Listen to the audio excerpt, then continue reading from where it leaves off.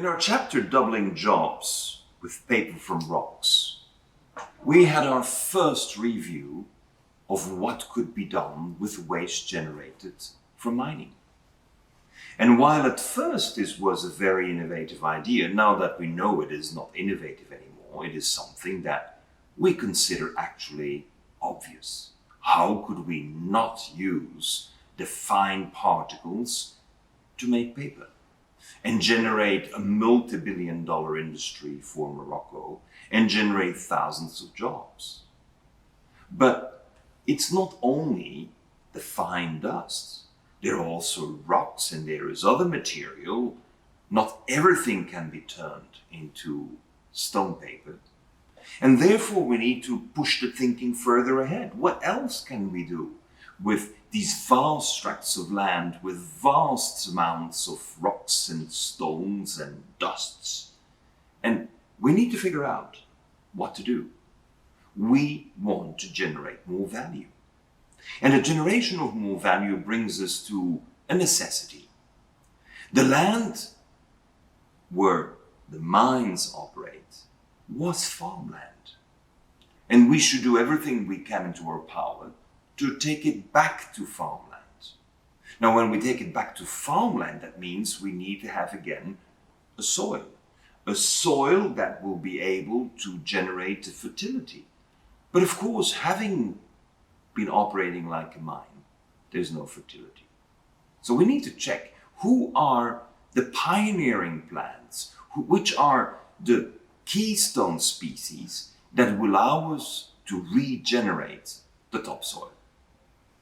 Of course, OCP and other companies around the world has been working very diligently in identifying plants that have the capacity to survive under the very harsh conditions of lack of water, of poor nutrition, of lack of carbon in the soil. But there is one that stands out, and it's called the thistle. The thistle is what we're discussing in the third chapter, Growing Biochemicals in the Desert. When we decide to grow biochemicals in the desert, we are really identifying what can we do with the plants that could survive under these harsh conditions. And as always, nature has a solution that we never expected or we never really understood. When a thistle, a cardoon, un chardon, un cardo, when a thistle starts growing into the soil, it really is a godsend gift, because its roots, which of this perennial plant, will start penetrating and invading in a 7-year cycle in order to find its capacity to survive. But as the plant is finding its capacity to survive, it is enriching the soil with its roots. And after 7 years, the roots will decay because the plant has a 7-year cycle. Seeds will be dropped and new plants will grow, and we start with a second 7-year cycle. So after 7, 14 or 21 years, the soil will have recovered sufficient nutrition in order to have a minimum fertility that allows us to imagine other plants to grow, other crops to grow. What we are observing today is that these plants grow under the harshest conditions. While visiting the oasis throughout Morocco, we found everywhere this donkey thistle, this donkey cardoon, this plant that seems to be only having one friend, a donkey. Nothing else will actually enjoy eating this. But this is a plant that is very rich in oil. It is the family of an artichoke. And as a family of the artichoke, it has an oil, and that oil can be harvested. The oil can be subjected to steam and pressure and be transformed into an acid. The stem of this very long plant, which could be 2 to even 3 meters high, the stem is rich in cellulose, and cellulose can be converted to a sugar. And sugar can be fermented into an alcohol. Now, when you have an alcohol and you have an acid, you blend the two and you can make a monomer, a polymer. You know, Morocco was one of the first countries in the world where the Minister of Industry decided to prohibit plastic bags. Prohibiting is one. Building a new industry is two. But building a new industry while reviving the soil that has been used for mining, that is number 3. Now, this is the kind of systems approach. This is the kind of connectivity that we need in order to launch this growth, launch this revival of the communities. Sustainable growth in communities means that there is a value that is being generated, and a value that is generated from a piece of land that was considered dilapidated and infertile because of the mining. But thanks to the pioneering species of a cardoon, the family of the artichoke, allows you to enter into a new phase of development, a sustainable development, a sustainable growth. Because we're not just looking at a plant which has low productivity, as artichokes have often been described. This is not about low productivity, this is about entering a new era of industry. So the opportunity for Morocco is that its mining industry, which will be reviving after the mining tens of thousands of hectares of land, is that this period of 10 to 20 years can be used to build up the raw materials and the continuous supply chain of everything you need to make sustainable bioplastics. Not just bioplastics, sustainable bioplastics, bioplastics that are not competing with food as corn-derived plastics do, but bioplastics that are regenerating the soil. This to me is one of the grand approaches of mining. We could even imagine that over time you would have an improvement of the soil compared to what the soil used to be before the mining arrived. Because many of these land tracts were already in dire condition because of too intensive farming, or are in difficult conditions because of the lack of water. Here we are seeing the incredible opportunity to turn a mining operation into a leveraging activity, a pioneering role for new plant species in order to secure that the country embraces biochemistry. Morocco is not rich in gas and petroleum. Morocco, therefore, is an ideal nation to embrace the biochemistry. But the biochemistry needs the bioresources, the biomass to do this. And that biomass, as we now have discovered, can be grown sustainably. Now, after doing this for 20 years, the soil is rich. We can go back to a more fertile land base, which means that we can have more fertile and more productive crops. But we should ask ourselves the question, do we want to have crops that have a higher value and a higher productivity because there are more tons per hectare? Or do we want to have crops that will generate a much higher value added? And it is clear to me that the opportunity to enter the biochemistry, starting with the bioplastics, is a grand opportunity to generate not the 400, the 500 or the 1,000 euros per hectare, but actually move on to the 2, the 3, the 4, the 5,000 euros per hectare. Because the value of a bioplastic and the subsequent biochemistry is going to be for us of a much higher impact in the local community than we ever imagined before. So we go from a social responsibility, an environmental responsibility, to redress the land and to have shade again available because some plants have survived the harsh conditions. We've gone from a corporate social responsibility to an opportunity to kickstart and to have a long-term strategy towards biochemistry. And once one has engaged and acquired the knowledge of the bioplastics, then many of the chemistry will follow, meaning that Morocco will start positioning itself as one of the leaders in biochemicals. The biochemical industry includes, of course, all the chemistry required for agriculture. Imagine, already today, the same cardoon, the same friend and family of the artichokes is able to provide the ingredients for the substitutes of glyphosates. Morocco is a large consumer of glyphosates in order to control the excess of wild herbs. Morocco must think strategically into the world of biochemistry. The world of biochemistry which will start with the bioplastics, but which will end up with a wide variety of biochemicals, generating more and more value added, needing more and more biochemists.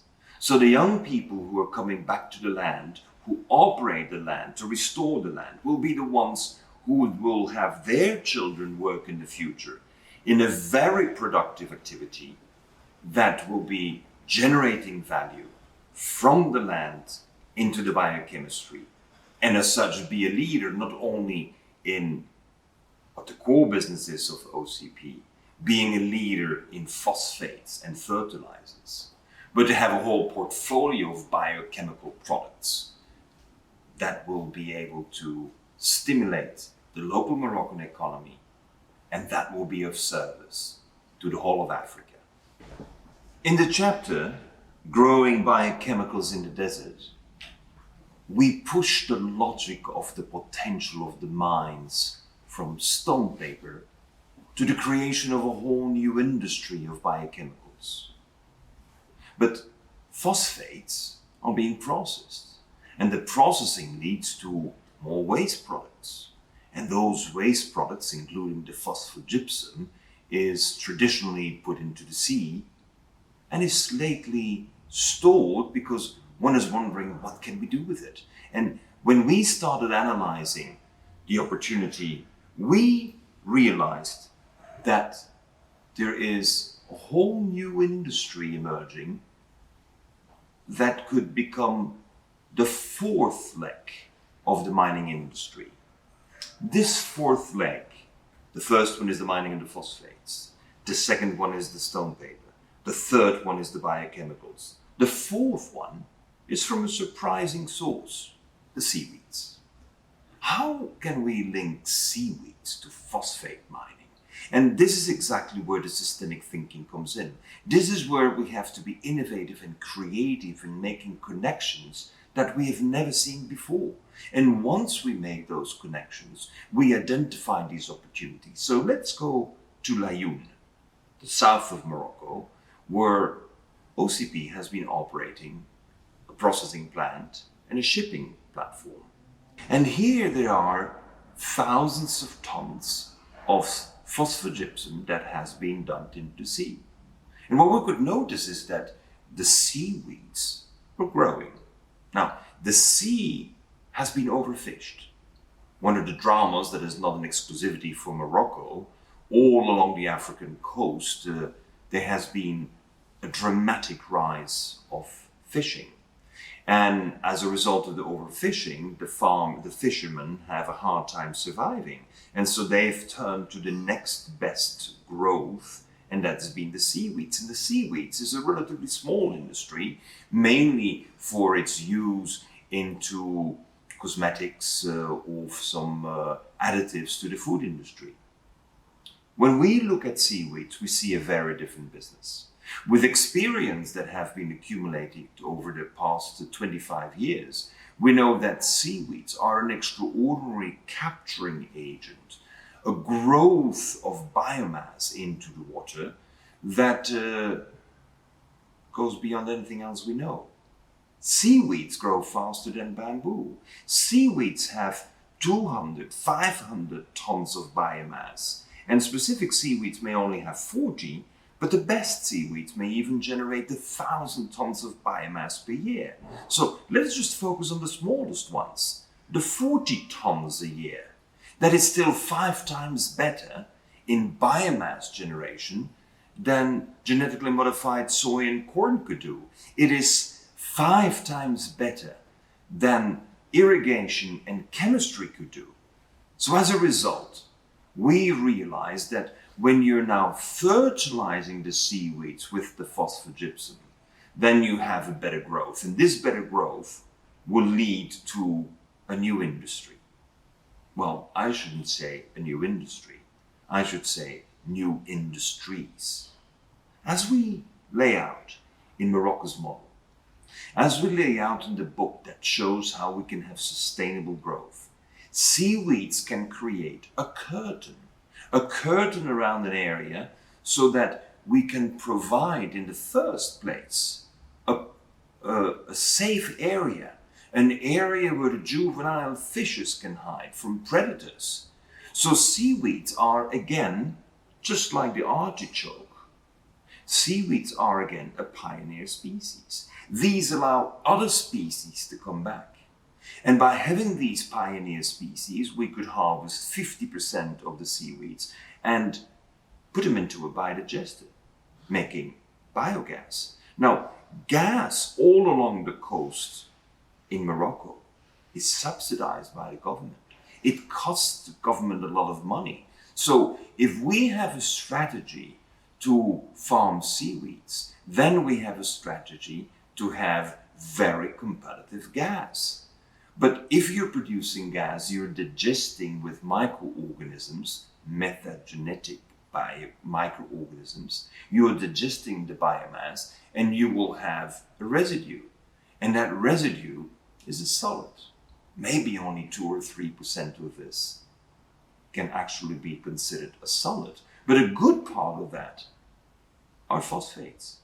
So as a result, we are able to farm the seaweeds, provide a safe haven for fishes, regenerate the fish stock in the area, and then at the same time we're creating this biogas that eliminates the subsidies, and the residual amount that we will have in solids is biophosphates.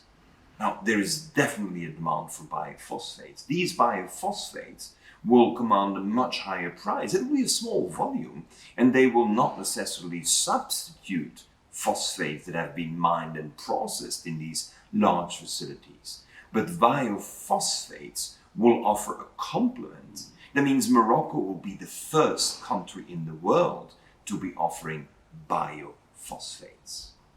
Once we're in this logic, we can actually go beyond. And while we were doing our initial studies, we realized that it was a problem. Seaweeds absorb microplastics. That means the productivity we expected to have from these seaweeds was much reduced because there were too many microplastics adhering to the surface.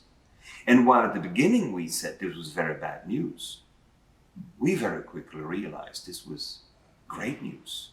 We have a way of creating microplastic-free zones. An area where, thanks to the installation of fast-growing seaweeds on these curtains, we can actually block the inside along the coast to be free of microplastics. Freedom of microplastics is great news, but it does mean that when you are harvesting the seaweeds and you are processing them into gas and in biophosphates, you have a residual of micro and nanoplastics. And what do you do with that? Well, we think there is only one option. By checking the variety of plastics, we noted that this was all types of plastics, and even old plastics with additives that have been prohibited in the meantime. Those plastics are also included. We could even find some bakelite which has been prohibited for more than 50 years. So we realize we have a toxic residue we can take out of the ocean. But what do you do with the residue? We only find one option: pyrolysis. We need to have a burning without the use of oxygen at a very high temperature. But if you are burning without oxygen at high temperature, you're generating hydrogen. You're generating more methane gas. So here's an opportunity to really bring Morocco into a new generation of energy sources. Well, we didn't expect hydrogen to be the key source of energy in the region. The south of Morocco is already a great pioneer in renewable energies with some of the largest wind farms in the world. Morocco also pioneered with Noor 1, 2, 3 and 4 by being one of the greatest generators of solar power. So why not Morocco also becoming a pioneer and a leader that shows the world how it is possible to take seaweeds farmed with these phosphogypsum and at the same time providing these safe havens for juvenile fishes in order to help the local people to have energy sources like gas and ultimately to be able to provide this biological phosphate while cleaning up the ocean. This is the kind of cluster thinking that the blue economy proposes. This is an opportunity for us to go beyond the mere substitution of a phosphate from a mine with a phosphate from a seaweed. This is an opportunity to change the production system of today, to use what you have today and to turn it into a highly productive cluster of activities. And this cluster of activities will directly increase the purchasing power of the people, will decrease the budget of the government, and will actually liberate energy sources locally while reviving the fish stocks. Fishermen that had lost hope, young people who didn't want to go fishing anymore, now find themselves face to face with opportunities to become fishermen again. But fishermen of a new quality, of a new type. Fishermen that will be fishing and creating the seafood in a space that is free of microplastics. The microplastic-free zones will be pioneered in Morocco and will set the stage, not just for Moroccan beaches and Moroccan fish, but it will set the stage for a new way of considering food in the future. We were describing in the book how to go from energy consuming rocks to energy producing weeds. The seaweeds provided a grand opportunity to have this first industry of mining complemented with stone paper, with biochemistry, and now also with the fishing industry and the biogas industry. All of this combined in one cluster around seaweeds. But this is not all. Morocco used to be a landmass that was connected between the Mediterranean and the Atlantic. And as time evolved and as the land rose and the sea subsided, all this area was covered, but which was once the sea. And in there, you find some of the greatest collections of fossils. Morocco is a paradise for fossils. Not only fossils, Morocco is also a paradise for meteorites. But let's focus on the fossils this time. When you are dynamiting the underground and you're removing thousands of tons of mass, of course you will be finding many fossils. Now, that is our other new industry. This is more in the sphere of the arts and crafts. But let's take a step back and wonder who will buy a fossil. This is not a tourist who comes by and sees a little fish and wants to have a token of a memory. This is an industry that has become an integral part of the arts. The arts were wealthy people who will buy at auctions paintings and sculptures. Modern art, contemporary art, romantic art are now complementing their desire to purchase items for their homes, artifacts for their homes. They're complementing this as well with fossils. Why? Why are fossils so interesting? Well, this is the generation of Jurassic Park. These are the people who grew up and learned in their young ages the beauty of Jurassic Park, the marvels of the dinosaurs, the mosasaurs. And when I was touring Morocco and visiting many of the offices of OCP, we found everywhere fossils, everywhere. There are so many fossils that while at the start, at the outset, many of these fossils were sent to Paris for restoration, but there were too many. And when you go and look at the Museum of Mining, then you will find in the back stacks of fossils that no one knows what to do with it anymore. Now, I'm not interested in the first place to sell fossils. I'm in the first place interested in paleontology. I'm interested in having the arts and crafts revived so that young people who have this interest can actually not only collect the pieces, restore the pieces, but can actually develop a unique wealth of the nation. Morocco passed a new law saying that all these fossils found in the underground are property of the state, and rightfully so. Because until now it has been very much a parallel industry where people collect the pieces and have these pieces exported illegally, unfortunately. And sometimes you see them reappear years later as an item sold for hundreds of thousands, even millions of euro. This cannot happen again. First of all, the collection of those pieces needs to become a discipline in the country. Second, the discipline in the country needs to be associated with the arts and crafts of restoring those pieces. And the restoration of these pieces needs to go hand in hand with the development of a unique new generation of paleontologists. In Morocco, there are only 10 PhDs in paleontology left. In Morocco, there are no more universities really teaching paleontology. And here I see a link with another initiative that has been taken called L'École 1337, the 1337 school and the U-Code school. Young people have a great interest in gaming, in programming games. Well, why don't we teach how to program games? But then when you find a bone, learn how to reconstruct, be it in gaming or be it as science, learn how to reconstruct a whole mosasaur from a bone.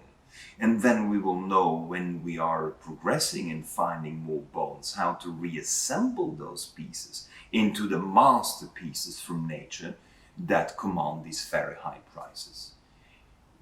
Morocco should have one of the world's best museums related to fossils. Morocco has a unique collection of the pieces. But first of all, let's develop the arts and crafts. Let's develop the science. Let's revive the paleontology. And why not combine this with the creation of a major video gaming industry all related to fossils, to the mosasaurs, to the turtles, to the alligators, to the sharks, because every single one of these has left fossilized some of their core pieces. So my vision is that while this does not seem like a huge industry, it has a very big impact in the communities. One can very quickly see how around the mines you have literally hundreds of people restoring fossils. And that business opportunity is a respect for the history and is therefore a platform towards the future. The combination of the digital world and the fossil world is what I see as an opportunity. When I walk into the library of the University Mohammed VI Polytechnique, you see at least 100 masterpieces of fossils with the right lighting around it. You cannot but be impressed with the potential this represents. This is just a small amount of the pieces that have already been collected, but in the decades to come, with mining to be exploited, not as a mine with dynamites, but a mine with an opportunity to operate as a surgeon, part of the surgery will be to take great care. Part of the surgery will be to take great care of the pieces that nature left behind and are there for us to be rediscovered, appreciated, admired, and be used as an inspiration. Yesterday, we had the opportunity to look in the book Moroccan Model at several chapters on how we're creating completely new activities that come as a surprise. In chapter number 6, we're talking about computers, communications, and light. Now, this is a very important component because we know that you have no industrial operations without any light. But the light can be more than light. Light today can also be your platform for data transmission.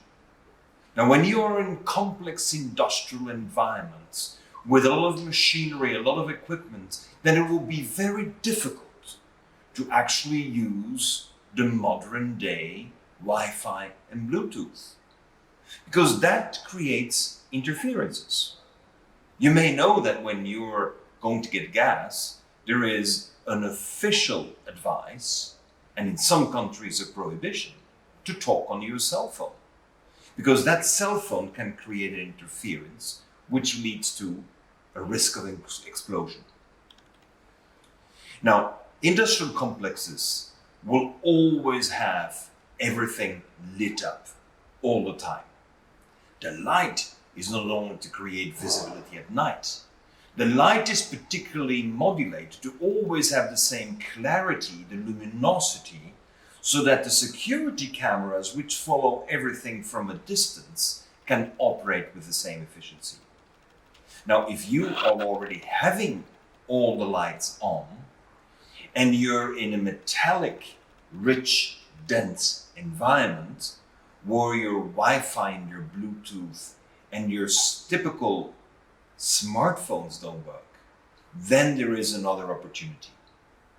When I visited the facilities at Jorf, the big industrial facilities, when I visited the facilities in Layun, when I looked at the mining operations, it was very clear that there was still a large use of traditional radio phones, calling each other on the radio. But we should make a jump to the next level of technology. That jump is using Li-Fi, light-based internet. Light-based internet means that you're using the existing infrastructure of illumination. Now, remember, the blue economy wants to have a creative use, a use with a lot of value added of what you already have.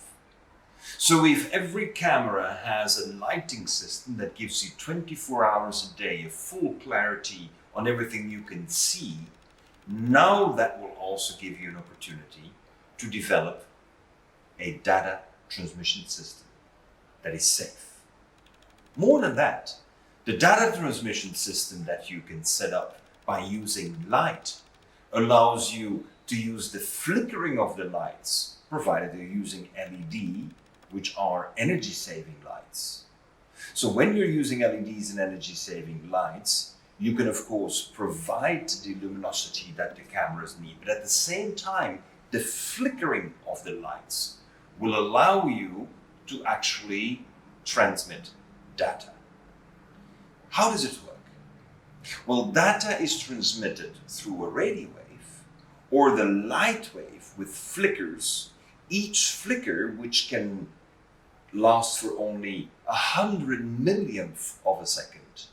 Each flicker will allow you to actually translate the binary code into a Morse code. So the transformation of a binary code into a Morse code allows you to transmit the data. But this has a very unique feature, because since you're using your own light system, the ownership of these data are yours.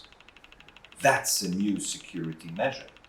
Now, if you're talking about strategic operations like the manufacturing of phosphates, then you have a unique opportunity to actually operate yourself, your data, store your data without the need of any use of a third party.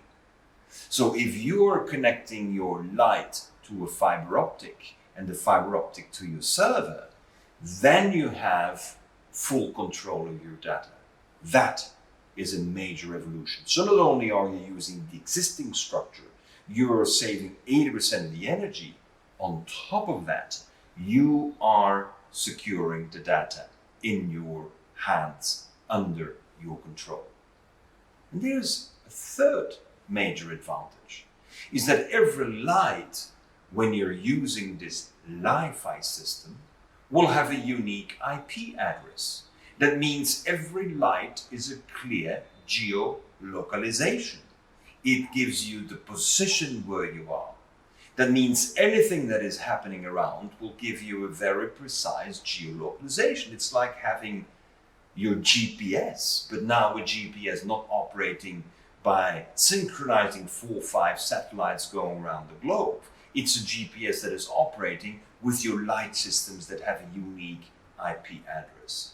So you can do geolocalization. You can permit people to go into specific areas, but when people go outside that area, you can immediately give an alarm. The combination of geolocalization and the combination with transmitting data and the energy savings using what is locally available gives you a very unique feature. But once you have that infrastructure set up, you can keep on developing dozens, even hundreds of initiatives, all based on the same infrastructure. An infrastructure which is called light. It's the most widely available infrastructure in the world. It's the one that reaches every corner. Where there are people living, there is light, and where there's light, there's a wire behind it. And that wire can either be a copper wire, so you can transmit data over the copper wire, which is called the ADSL system, or you can pull a fiber optic wire, and that fiber optic wire can actually provide you also with electricity, 12 volt or 24 volt electricity. So you see, the opportunities of using an existing infrastructure goes beyond what we are used to think of. And that will enhance the quality of your security, but that will enhance the quality of the transmission of the data and the control of the data, which is a very advantageous strategic step to be made. But finally, you could have a democratization of all the information in the data. It means you can reach every single corner as you wish to reach it, but you can also start imagining innovative, creative, new ways of doing business. For example, when you're operating phosphates, and phosphates will have different colors. There are more than 60 different gradients of colors. Who has the eye and the capacity to recognize 60 different colors? If you have LED lamps, which have more than 1 billion frequencies of different lights, then you would be able to match that specific light frequency to the quality of your phosphates. Quality control with light that at the same time provides data control in your own hands, saves energy, that provides you a geolocalization because you know exactly where that stock is being located. That gives you a complete new business platform. But we need people who know how to program this. We need to have people who know how to write the algorithms to back this up. We need people who are not only into electricity, but also into light. And light plus electricity combined is a new profession. It's called a Li-Fi. This was already invented more than 15 years ago. We know that innovations always take time. But Morocco could be one of the first countries in the world that takes control of this new internet technology. this new geolocalization technology, this energy saving technology. And that is why we have advanced it in my book as a special chapter to demonstrate that the future of Morocco, thanks to the training in the schools called 1337, 1337, and the schools known as U-Code, those young people, they can all start their businesses. I have clearly stated in our discussions that if there are not 100 startups around this technology within the next few years, well then really we have missed an opportunity, because if these startups don't get going in Morocco, they will get going everywhere else in the world. And it's Morocco that we will be losing out. We can't let that happen. Let's go for life I know.